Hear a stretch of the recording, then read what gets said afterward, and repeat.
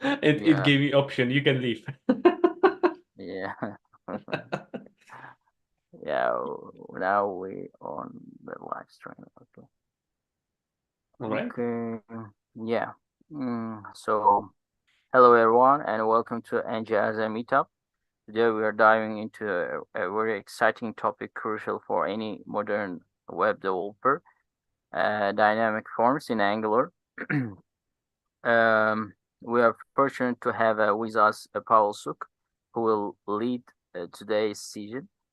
Paul will share best practices for building dynamics forms using Angular. So make sure you engage with us in the comment and ask question and network with other Angular professionals watching along. Let's make this interactive and enriching session. Without further ado, let's welcome Pavel Suk. Pavel, you can start. Yeah. Yeah. Thanks. Hey everybody. I'm Pavel Suk. I'm working as an Angular architect, and I have prepared today's presentation with dynamic forms. So let's go. Okay, I need to share screen, I think, here. Yeah. So this one, share. So now we should be able to see the screen. Is everything okay? Yeah. Yeah. Cool. Okay. Let's go to the next slide here. So about me, uh, you can find me on social media, which is like YouTube, LinkedIn, Twitter, or even GitHub. I'm not sure about the Twitter if it's X platform or Twitter. Uh, this is not the area where I'm really focusing on. And all these social media links are basically about me right here. Uh, Also, my tech stack resolves primarily around the Angular. So I've been working with Angular since it's almost like 5 years. And I've grown to like it so much that I've been looking for other areas, like for example, the backend and mobile development. So this was really the area what I really liked, and being able to get into the full stack level and get point of bigger picture in whole architecture. And I have also really great mentor, uh, which is Bonnie Brennan, the best GDE and the founder of community of TechStack Nation. Thanks to her, I've also learned how to use the dynamic architecture or even the dynamic forms. I definitely recommend if someone wants to know the new stuff, what is going on there, or they want to just know the news from the Anchor, to follow our new podcast, which we've been doing the last week. We have announced that, and the Angular itself can be found on the Text Nation channel. All right, this is the brief information for me, and let's move on. Dynamic pattern. Before I will start with dynamic forms, I want to introduce the first thing, and this is the dynamic pattern. The reason why I choose the dynamic pattern as the first thing is that it's gonna be easier to get the point why we want to use the dynamic forms if we will learn what is dynamic pattern doing for us. So first, the thing what we will have as a introduction into this dynamic pattern thing is that we will learn what the dynamic pattern solves for us, and then we are going to have the comparison with design principles. And next, we will have an example of graphical view, which is like the view, how it's looking and the Angular what it looks like Angular application versus when we are approached to use the dynamic pattern inside of Angular application. And then we will finish this dynamic pattern thing with code demonstration. So there is going to be a show how it's looking like if we are going to implement this code in the Angular application. All right. So first of all, there is a question. What does dynamic pattern solve for us? So from programming point of view, there are three examples of that usually occur when we are creating the repetitive pages, or the project manager bring to us many new extensions. For example, they want to add new title or change the color of the title, add the new button, and so all these examples of changing the whole perspective of the code, really making the code unreadable in terms of being like getting 200 lines of code, which is not really nice to get into it. And due to many rules and extensions, our code becomes brittle because basically if we are extending the code to the maximum level, which can go, then just small change can break the whole component. So these kind of examples here, what we have, are basically why we want to use this dynamic pattern in the first place. And also on the next slide, we are going to have the example of why the dynamic pattern solves this problem with design principles. So as I mentioned, the dynamic patterns apply the free design principles such as the DRI, KISS, or SOC, which from the first, the DRI, don't repeat yourself, is basically avoiding the duplicate code by extracting common functionality into reusable blocks. With KISS principle, we are using the keep it simple. It's striving for simplicity in our code. So from the complex and unreadable code, we are basically switching up and basically going to the point when we are making really looking nice code instead of going with huge pile of code. And SOC, like separation of concerns, is basically making sure that it has only one only purpose for what we want to use as a component there. For example, if we are going to use a header component, then it should be only staying as a header component. It shouldn't be reused with other stuff like breadcrumb or anything else. So even me, as an architect, I'm also interested in what my project composition looks like when I'm just using these design principles. So I made a graphical design of a representation, how it's look like. So we are going to move to the next page here. Yeah. So in this scenario, we can see the Angular application that contains 3 pages right now. And we can already tell that we actually have a small technical debt on this case. You can see that we are repeating the header, breadcrumb, and table on every page. So right here, or there, or there. And as an architect, I know that it tends to be a really problem in matter of bigger scale, which is like coming in the later stages when we are implementing the really many pages with this approach and we are trying to save time. This is gonna be problem in the future because right now we have only 3 pages. So changing the header, it will take only 5 minutes for us. We will go just here on the header component A, B, and C. So it's like 5 minutes and we are done. But when we are coming to the like pages, when we have like 20 or 30 pages, then it's gonna be really interesting, the calculation of time, what we need to spend for it. Because if we are going to use the 5 minutes multiplied by 30, we have then the number of what we need to do the changes on every place.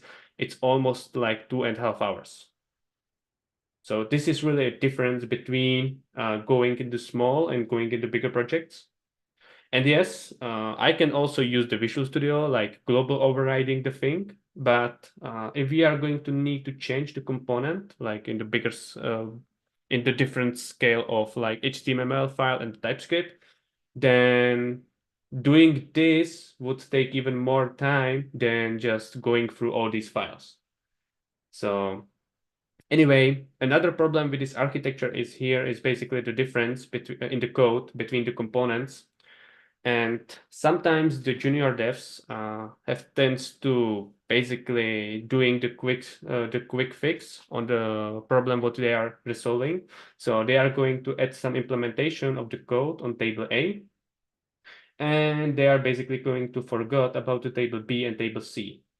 So what is going to basically happen here is that the project manager comes in and says, hey, you did your job, but you didn't do it on other places. And then like I said, the technical depth comes in saying like, hey, we need to implement it there and there. So that's why we are really approaching to the problem with using the dynamic stuff and going with the dynamic pattern.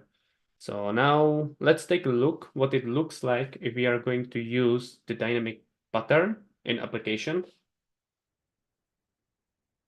So we can already say that there's a difference between the common application versus the dynamic pattern. So at the first glance, we can see that the change from the original slide is that we have not only eliminated so many components on each of the page, because we are not going to repeat ourselves with all the same components at all. But what we did in this basically example here is that we have created the dynamic component wrapper, which is working with the JSON configuration. And based on the JSON configuration, we are showing each of component based on the settings what the page has. So basically, we have eliminated of duplication of code, plus also the chance of going inconsistent with others components as well, not to mention the fragility of the code itself. Uh, on this case here, we can also change the order in the JSON. If we want to change the whole scenario for the pages, we can do it only in the page A or page B in matter of minutes instead of going in hours to change the whole page how we want. And this is really a nice example of like being able to change one thing on 30 pages with 5 minutes instead of going through like on the 30 places and trying to basically change it everywhere. And even then we will still have somewhere a problem because we are still humans, we are not robots. So basically there is a chance that we still make some mistake and something is going to be left out. And this is the one of the thing that Bonnie is trying to explain why we use the dynamic forms in the first place, because it's not only that it's following the design principles, but it also make people look at the architecture in the bigger scope. Okay, let's go to the dynamic pattern code example. So I've prepared the slide here. Oh, sorry. I've prepared the slides here. Basically, this is the slices of the code. This is what we need and how it's going to be the project looking if we are going to implement this dynamic pattern in our application. So first of all, on the in here on the left, we have like the Explorer, which is going to show us the whole project, what I was showing on the charts before. We can see that we have here the page A, page B, page C. Then we have our dynamic wrapper component, and then we have each of the component representation from for the JSON. Here we have some enum, which is going to basically say which type of component we want to draw based on the settings. And on the right, on the next slide here, we can see that we have like JSON part, where is the settings for page A, page B, page C, which we can basically change how we want. So we can make sure that the breadcrumb is going to be even before the header on one place. And then we have like our wrapper, what we need to implement in each of the page. So there is the dynamic wrapper component, which settings put inside here. And then on the right, we have the dynamic wrapper component, what it looks like inside. So first of all, the dynamic component is going to get the settings by the input. Then we have our for loop, which is going to make each of the row of the setting to draw. And based on the setting, for example, if I want to be able to change if the component is visible or not, I can choose if I want to draw each of the case here. So, and nice example on this here is it that basically, first of all, I don't repeat myself with going with the same code and again and again. The second thing is that it's really simple from the programmer view that he sees that here there is some dynamic wrapper component. Okay, I need to go here. And here he's going to see even the SOC, which is the separation of concerns, that each of the component type is basically made in the case that it's make sure that it's going to represent what it stands for. Nothing more, nothing less. And even from the simplicity of the code, I was able to make it bulletproof with saying, if the case is not here, then I don't know what component you want for me to draw. So each of the design principles are basically supported here on this slide. And even for the customization of the whole code, we are able to go with a wrapper here and make changes on the fly in the one place. All right, we can switch to dynamic forms. So dynamic forms. This topic here is something which I have learned from Bonnie. I have a really cool story about it. How did I get to the dynamic forms in the first place? It was a couple of months ago when I was going on the Text Tech Nation. You can even find yourself there, yes.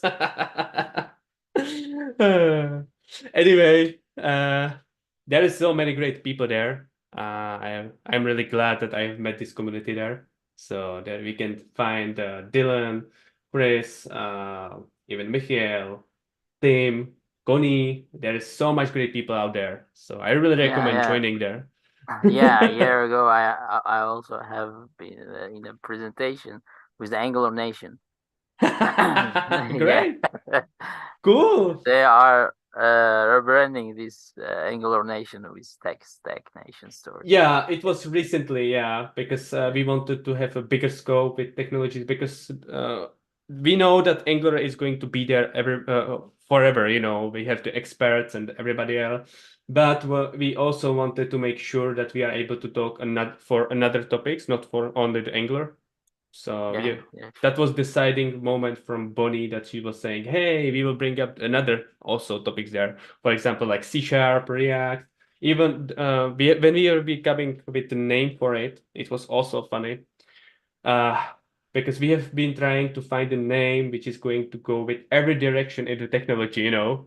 So there was yeah, like web development group or web development nation, and so I was like, well, we need to go with tech nation because we are able to go with yeah. DevOps, backend, and Okay. yeah. Anyway, after a few months when I was hanging out with Bonnie, she was showing us the dynamic render option, which is like really cool stuff. But even then, when I see it at the first place, you know, I just told her like, "What is this as a black magic?" You know, because she was showing me stuff which I didn't even know, and I was working with Angular for 3 years, and she was like, "Oh my god." Anyway, after looking at some more, I asked Bonnie about if she knows how we can work with dynamic forms, you know, not the dynamic forms, but with Angular forms in the better shape. Because I was really thinking like doing the same thing every time, that's madness. Doing the same with the same thing again and trying to replace it on every place. Yeah. Anyway, when I asked Bonnie about it, she was looking at me and said, "Haven't I showed you the dynamic forms yet?" I was like, "No," and she was like, "Oh, okay, wait a minute. I need to show you something. You are gonna like it." Anyway, she started to show us this dynamic form in the groups, and it was really popular. So I created a slide for her, which is like the inspiration of dynamic forms. When I was also putting the QR code of the GitHub repo. I think later, if Elias can make the map on the click here for the people there, it would be great. Yeah, I will try. Okay. Yeah, Okay. thanks.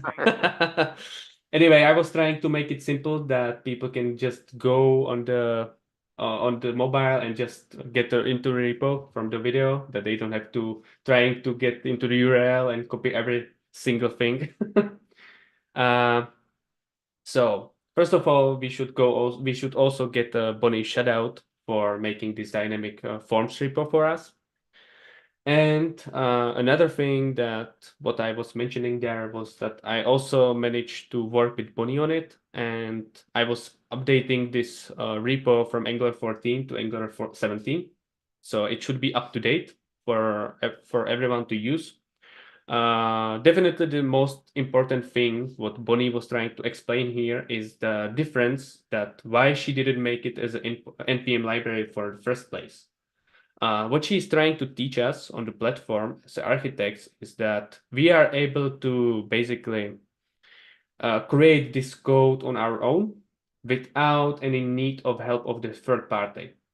Because this code is really simple as much as can be. She was really working hard for it and managed to show us that we are able to do these dynamic forms on our own without any need of help or another architect. And even more, she made a lot of videos for like down below, but we have like dynamic Angular architecture. Or even me, I was doing, after Bonnie showed me, I was doing the dynamic forms in the showcase. So I don't want to deep dive into these videos there because it takes like hour or two, and I think we don't want to spend here 2 hours.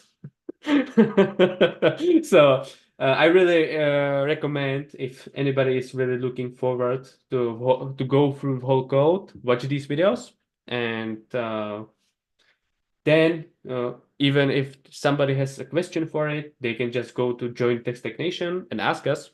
We are there. Anyway, let me go another slide. So as I did before, I have also prepared this chart for the dynamic forms. So we can see how it's looking as a common forms of architecture in the Angular apps. So we can see there is always a repetitive work of doing the things with the TypeScript and HTML. So for each of the form control, we need to create each of the HTML representation of it. So basically what it means is that for form control name, we also need to have binded input text control. For control email, we need to have another input text control. But on this case, if we want to use also the validators, we need to represent them as well. So we can imagine this is only for page A and for page B. And I was doing the application before, and I had like 20 pages of forms. And you can imagine like what was that for me when I was going through all these pages and changing the style of each of the control by myself. So that's why I put the phrase under it with quote, Insanity is doing the same thing over and over again and expecting the different result. This is just the thing what hits me there when I was going through the dynamic forms, because really going through all of these settings and every time changing each of the settings there, yeah, that was insane. Anyway, I will go with another slide. So here we have the dynamic for architecture. This is the dynamic forms of repo of the things what Bonnie was doing, what she recreated. So I made some representation. So what we can see here that what I need on this case here is to put only the JSON configuration to the dynamic form component here, which is going to ensure that form is going to be rendered and according to this JSON specification what we gave. So here we have this JSON configuration from page A, which is going to deliver the form here. And here we have page B, which is going to input inside of the dynamic form, and we get another type of form. So from these two examples here, we can already see that it's going to be much better in the scaling. It's not going to be really standing and basically kicking us in the butts, you know. Anyway, in this scenario here, I will just make some explanation of each of component. So what was Bonnie doing for us in this case was she was making that separation of concerns also handled here. And it comes for the dynamic form versus the dynamic form field. Bonnie was creating the dynamic form as a wrapper around the whole logic around the dynamic form. So this wrapper here is basically standing for the whole brain stuff. What is the form doing? So working with errors, loading the whole structure, making sure that the default values are set up, making sure that everything is basically according that it should be by the JSON configuration, and even getting out the data from the form. She already did that for us. So that was her like sixth version when we have been talking about it. She was really polishing it and making sure that it's easy to use. And even there is a plus for it. We can use it, plagiarize it, change it how we want. She was saying that she's okay with that. She was just mentioning one part that if we are going to do something with it and we are going to teach this stuff, she wanted to be mentioned there. Anyway, this is for the dynamic form. We have also the dynamic form field on the right side. I was making the chart here, which is going to show that this dynamic form field here only represents the UI stuff. So we can see that here is the dynamic form field, and on the side with HTML, we have like input text control, number control, select drop-down control, text array control. Plus, we can scale it just adding another type of set of controls on the fly. So let's go to the examples. So I've prepared the code examples that we are able to also get the bigger, at least some brief information about it. So this is what the form looks like without the project looks like without the dynamic forms. We can see that we have like HTML representation here, which is basically the same pattern what we see everywhere when we are going to go with projects. So we have the mat list here, match form field, last name, first name, favorite food, favorite color. And on the right side, we have the TypeScript representation of it. So this stuff is basically copied all around the code base. So this is the part what we don't want to do it.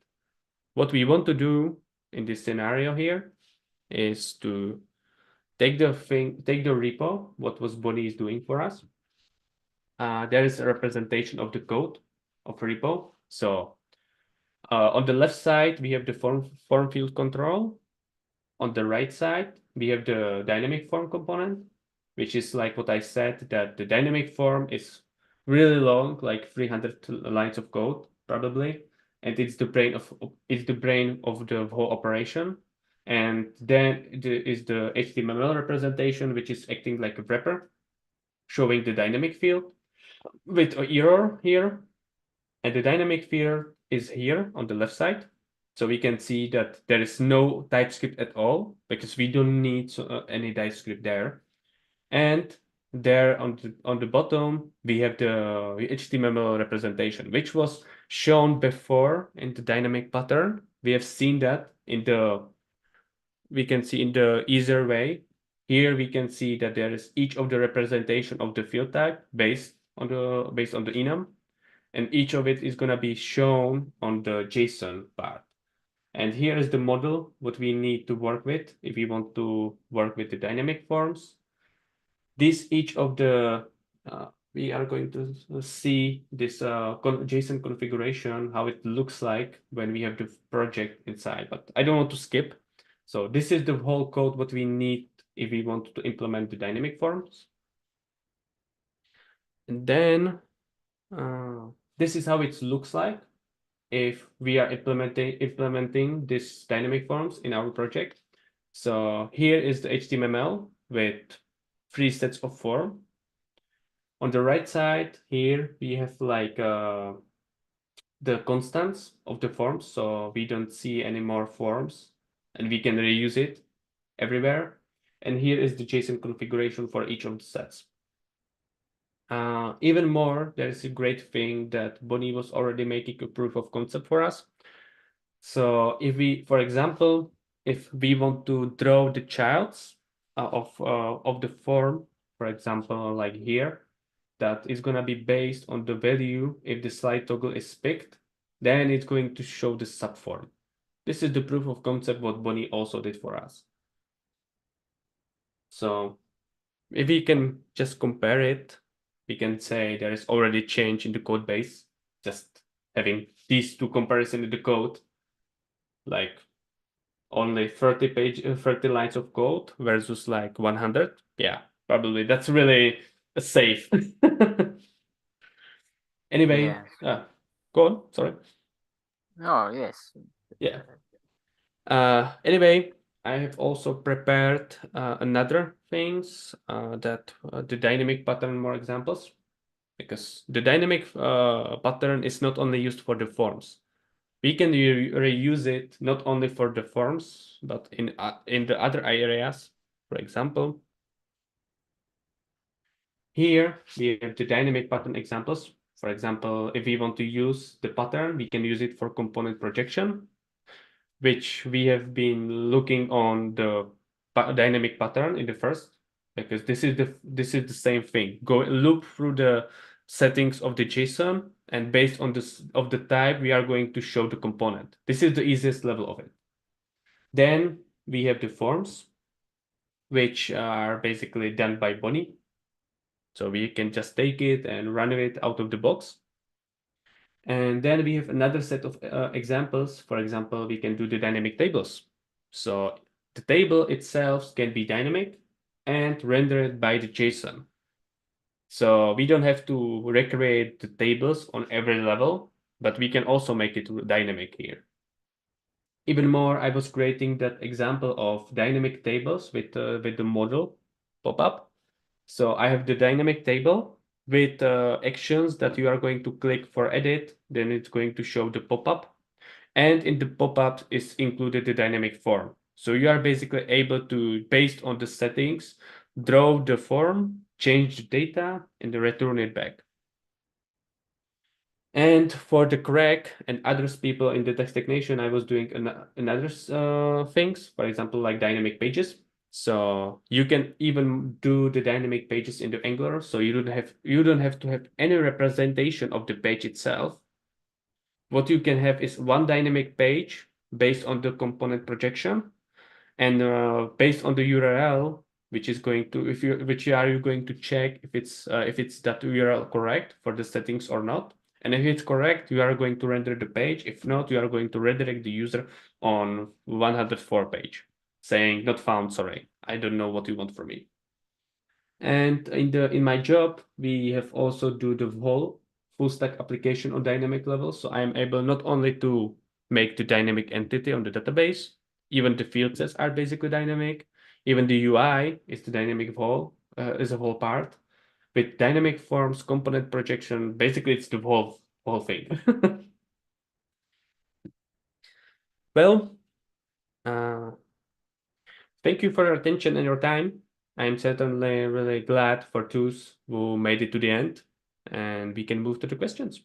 Yeah, okay, we have a two question. Oh, nice. First one from Saeed. Uh-huh. Okay, the question is in the context of the Angular's dynamic forms, how Mm-hmm. do you efficiently manage state transition and the validation in a scalable manner, especially with the complex nested form structures? Okay. So we are talking about like this scenario here, basically, I think.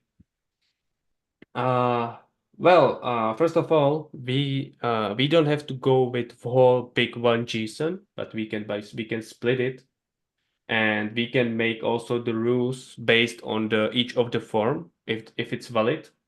So it's only about this question is about only how we are going to architect the whole place. Like Bonnie was doing the example here with three of forms. So we can make basically the rule of submit button that if each of the field sets here of the form is going to be valid, then we can go forward, or we won't push the user in the next place. Okay. So Okay, next question. Mm-hmm.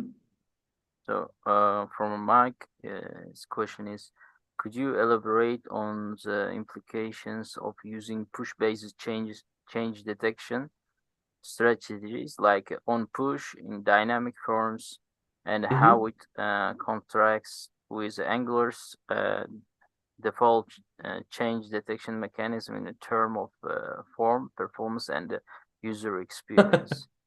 Yeah, well, in that case, we if we want to change things on the fly, in terms of dynamic forms, I've been recently going with this problem there, and we are able to basically change the dynamic forms into the push-based notification and use the function which is going to basically call the rendering part on our own, because Bonnie was basically teaching us that we are able to change the whole code and make sure that how we are going to handle these scenarios. So in this question there, we are able to basically fix it on ourselves. Even with the JSON part, if we are having like some signal or something, we can make sure that the signal is going to get the change of the data on the fly and then reproduce it on the lower level. Okay, that's it. So gonna finish. So Yeah, thank you all for joining us today for this insightful session on dynamic forms in Angular with Pavel Suk. yeah. Remember to subscribe to our channel if you haven't already, so you won't miss out on a future meetups and decisions like this. Feel Mm-hmm. free to leave your thoughts and the question in the comments section. We love hearing from you and fostering a vibrant community of Angular professionals. Keep experimenting, keep learning, and see you at the next NG Asia Meetup. Until then, happy coding. Thank you very Yeah. much. Thank you guys. Thanks for having me. Bye. Yeah, bye.